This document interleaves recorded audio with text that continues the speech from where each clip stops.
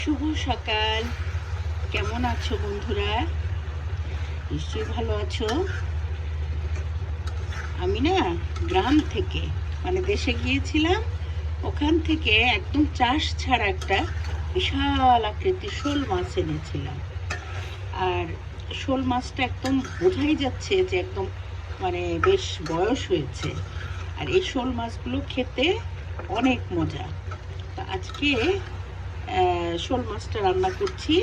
তো তোমাদেরকে শীতের দিনে এই শোল মাছ এটা দিয়ে আমি কিন্তু আবার করলা দিয়ে করি, তারপরে টমেটো, ফুলকপি এগুলো দিয়েও করি।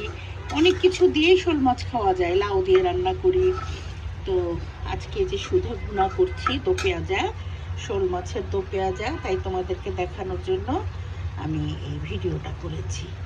এই যে দেখো কি ইয়ামি, কি সুন্দর হয়েছে।